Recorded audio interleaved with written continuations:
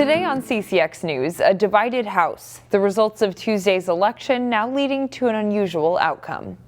Following recounts, Tuesday's election could bring an unlikely scenario in the Minnesota House of Representatives, a 67-67 tie. The last time the House had an equal number of Republicans and DFLers was in 1979. Dylan Cleveland spoke to a former Crystal lawmaker who served in the House during that time for some perspective on what a tie could mean for the upcoming session. At the state capitol this week, legislative leaders on both sides of the aisle tried to make sense of Tuesday night's results. We are at a 67-67 tie in the Minnesota House of Representatives.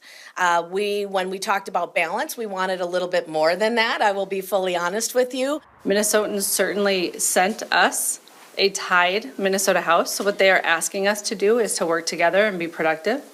And we are fully prepared to do that. The last time there was a tie in the House was in 1979. That was the only time we were tied. And I think that was the only time until now in state history. Former DFL Representative Lyndon Carlson of Crystal was there for it. I was on the negotiating team because then you had to figure out a way to share power. Sharing power is something current House members will have to figure out, because there can't be two House speakers.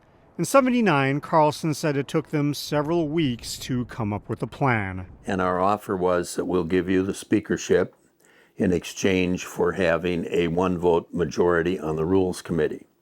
And the other caucus accepted that.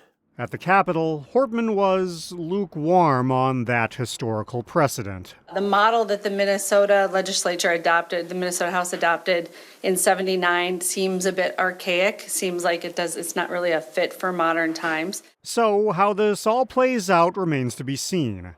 Carlson, however, predicts that because this is a budget year, the two sides will find ways to work together. And in the end, you do have to govern.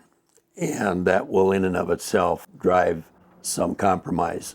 Dylan Cleveland, CCX News.